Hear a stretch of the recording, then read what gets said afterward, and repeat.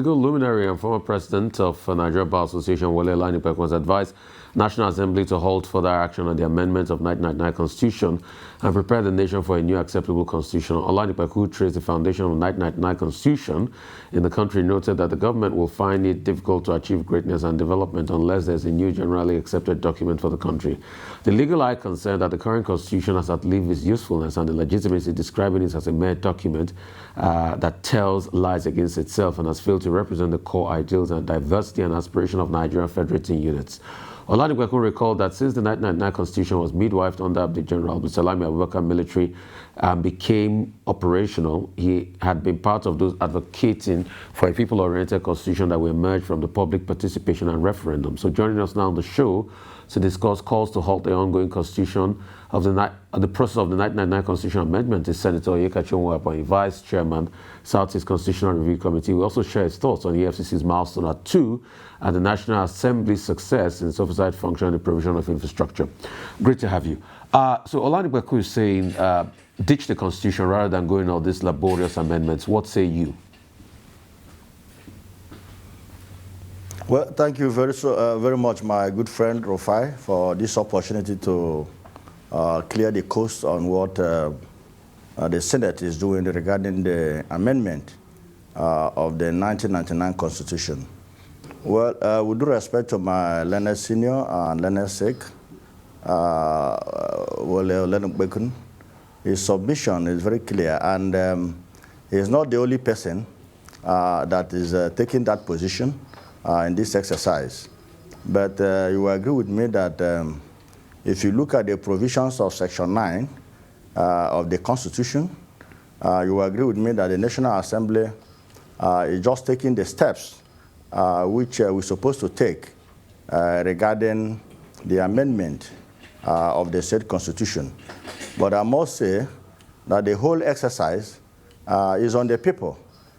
If people of Nigeria, once the whole Constitution changed, they should do that through the public hearing, which we've done, and which we are still going to do.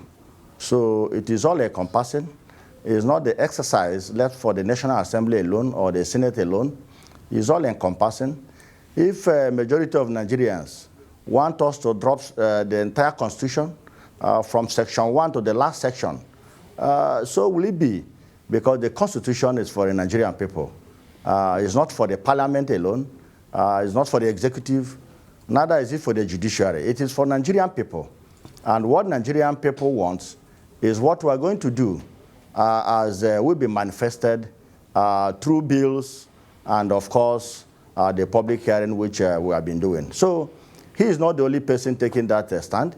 Many Nigerians have argued that we should drop the 1999 Constitution completely, being the product of the military, and that we should come to a round table as Nigerians to create a constitution that will guide us, taking into account our differences in so many dimensions. But however, like I said, it's left for Nigerian people, but for us as Parliament, we are ready to go by the wish of Nigerians.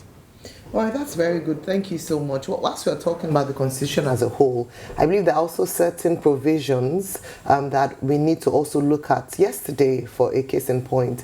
And kudos to the Senate for their stance on minors being defiled and, and proposing a life sentence for agitators. But there's still the conversation around the Child's Rights Act that's not been domesticated in many states in Nigeria. What are the efforts being made by the senators to ensure that they're able to get, the State House of Assembly to comply so that we can truly protect the children and achieve, make this, get the maximum benefit of this particular law? Then in addition to that, I'd like you to talk about the EFCC. The Senate President was full of praises for the EFCC and the EFCC chairman, even saying that he was the right fit for that position. And a number of people, Nigerians are in the best position to determine and also make their own judgment. But around the convictions, petitions, some people say that the EFCC is still not going after politically exposed people. There are cases that have been left in limbo. For instance, the Yahaya Bello case. We have cases of some prominent politicians that have not yet been fully prosecuted. What do you have to say about this? Well, let me start with the commendation of the EFCC. It was a motion moved by the Senate Committee Chairman on Anti-Graft Agency, Senator Udende, that brought about the commendation of the EFCC Chairman and the agency as a whole. And I was among the senators who stood up to commend the EFCC Chairman and the agency as a whole, because you agree with me that the EFCC, within the period of review, have actually done well, if we must say things the way they are. You remember that before now, EFCC was doing more of media trial without achieving much result. But you can see within this 2 years plus, EFCC has secured a lot of convictions, showing that they are working. And I believe that if they continue in this way, then very soon corruption will be completely eradicated in our public system. You haven't answered my question, Senator. Senator Nwaebonyi. Remember, you haven't answered my question around high-profile cases in particular, because you've just echoed the praises. And I'm not saying the EFCC hasn't worked. I'm coming to that. All right. Thank you. I'm coming to that. I'm coming to that. So having said so, on the high-profile cases involving some politicians, one thing we should know is that we shouldn't believe everything we see on social media. You see, law is a game governed by rules and facts. So if somebody brings up a petition that so politician have embezzled so amount, it is left for the EFCC or any other agency doing the investigation to investigate, to know whether that allegation is true or not. It's only when a prima facie case is established before a person that that person, can be said to be prosecuted. So EFCC is doing a good job. We are not dictating for them. They are a bit independent in their investigation. So I believe that at the right time, they will brief Nigerians on the findings they have come up with in some of the high-profile cases. And just like we mentioned there, most of these high-profile cases that has no prima facie case against such individual should be made public, so Nigerians will not see all politicians as thieves, because not all politicians are thieves. We still have good leaders who are out, to set things right for the development of this country. And I believe that with time, Nigerians will begin to differentiate between rumor mongering and the reality. So the position on that is well.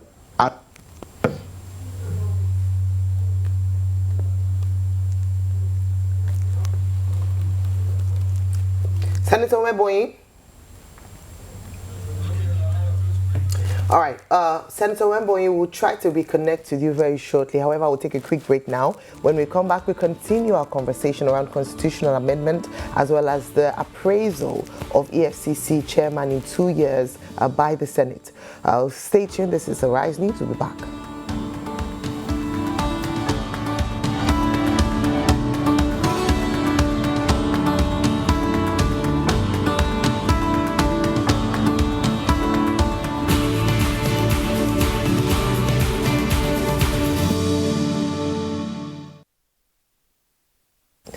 It's still the morning show here on Arise News, and we're back with Senator Onyekachi Nwaebonyi, Vice Chairman, Southeast Constitution Review Committee. And just before we went on that very brief break, he was talking about his appraisal, or at least coming forward from the Senate commendation of the EFCC chairman's 10th time in office, 2 years anniversary, and also some of the high-profile cases that Nigerians have perhaps criticized that the EFCC has moved away or shined away from in recent times. Senator Nwaebonyi, great to have you back. Please continue with your train of thought.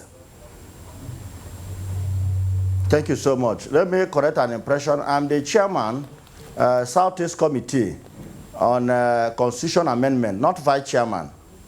and also the deputy spokesperson of the Nigerian Senate. So it's good to keep this record straight. All right. So that Nigerians will know who is talking to them. Excellent. So, like I said earlier, are you with me? We are with you, sir. Please go ahead.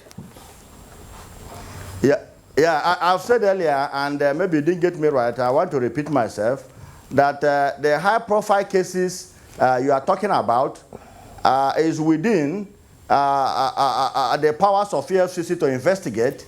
And I said before that if there is a prima facie case established against a person, that is when the person will be prosecuted. So it's not enough that an allegation is made against a politician and you conclude that that is true. So most of these cases you heard about the petition and was not prosecuted. It means that EFCC, after investigation, did not see any good ground, to prosecute such a person. That is why such people are not in court. And not that EFCC have compromised. No, we are following them by oversight means, and we are monitoring what they are doing. And before we could come up openly at the plenary to commend this agency, it means that we are talking with facts and we are convinced that the EFCC, under the current leadership, is doing well. And I must also again commend the President and Commander-in-Chief, President Bola Ahmed Tinubu, because for the hand or the leg to do well, it means that the head is in order. So it is as a result of the support and the conducive environment given to EFCC that made them to have achieved this success so far. You can see 4,000 convictions within a couple of 2 to 3 years is unprecedented. And recovering over 500 billion within 2 years is also unprecedented. And as Nigerians, please, let's call a spade a spade. If somebody has done well, if a leader has done well, let's commend him so that we'll be encouraged to do more. Because in most cases in Nigeria, in Africa generally, we try to condemn everything. That is not true. In as much as we hold our leaders accountable, we expect our leaders to live up to expectations, but those who have done well should be commended, so that others will know that if you do well, you will be commended. So we want to appreciate Mr. President for the support he's given to all these anti-graft agencies, because for us to make the desired progress we need in this country, we must eradicate corruption completely, from the system. So that is the position. All right. Well, some might argue that being able to rate how well the EFCC is performing is based on those high-profile convictions, which is why it continues to be a talking point. But, of course, all other progress is noted. I want to turn my attention to the NAS's role in oversight, especially where it concerns infrastructure projects, because, of course, it's no longer news that there are delays with funding, and there are some newspapers that are going as far as saying that there are now several abandoned projects across the country because of the shortfall in funding being released, for the various projects that need to be executed, to the contractors that need to do this work. I'd love to know how the National Assembly is managing this gap. A 2024 budget, which is only 80% at implementation, at performance, 2025 budget, an extended budget as well, and the infrastructure oversight role that you have surely must be quite a daunting task given these parameters. How are you navigating these choppy waters? Well, thank you for this question. Because I have a lot to tell you in this sector, because the government of the day, under President Bola Ahmed Tinubu, have actually done well in the area of infrastructure development, knowing fully well that most of our roads were in a very terrible shape before now. But President Bola Ahmed Tinubu, being a man I've always described as a man with understanding as to how things work, realize that infrastructure is very cardinal for economic development as a nation. And that is why Mr. President charged the Ministry of Works to commence rehabilitation of the existing roads, particularly the major roads, connecting the geopolitical zones. And outside that, Mr. President, have also decided to enlarge, our commercial scope by constructing new alternative roads, to boost economic activities in Nigeria. For example, you can see the Lagos-Calabar Coastal Road, which have been attacked by so many. But I want Nigerians to know that this is the first time the federal government is embarking on such, big, impactful, significant, and self-sustaining, even revenue-driving project. Why do I say so? You see, when people are not informed, they will be talking the other side of the story. The coastal road is an investment. It's not just an infrastructural provision. It's an investment. Remember, when this road is completed, this road is going to be tolled. This road has capacity of paying back the cost, of its construction. So it's a very wonderful initiative, and I believe by now, Nigerians having seen the... Okay, Senator Nwaebonyi, yes, Rufai. As we wrap up, a lot of people are saying a lot of infrastructure has not been done. Somebody just sent me a message about Enugu-Onitsha Expressway. And people are also complaining about many infrastructure. In fact, the Minister of Health said only 15% of his capital budget was met. Many things are left undone. And there are many roads, many sectors across the country as regards infrastructure. So I don't understand. Just answer that in less than 30 seconds, Senator, as we wrap up, because we need to go now. We need to go. Just 30 seconds. Your word quickly. Well, as I'm talking to you, the Enugu Onitsha Highway you mentioned is on course. The Enugu Aba-Port Harcourt Road, one lane is completed. The Enugu 9th Mile Makurdi Road is under construction. So I don't know where you are getting your information, but generally, I can tell you that as Senate, being a member of the Senate Committee on Works, I've had the privilege of touring so many roads under construction with the Honorable Minister of Works. And I must tell you, before the first phase of this administration, you, Rufai, will have every reason to believe that Tinubu is doing well. On the performance index on budget generally, I have no authority to talk about that. I believe that the relevant government agency, will talk about that on the performance index of the government vis-a-vis the last budget. But of a truth, we are funding our budgets, we are making progress as a nation, and we're expecting the next budget. Thank you so much. Thank you. And that's why we're running 3 concurrent budget cycles as we speak today. All right. Thank you. On that note... I'm not aware of that. All right, it is in the public space. You might want to familiarize yourself with that. Unfortunately, however, our time is up today. Senator, thank you for your time.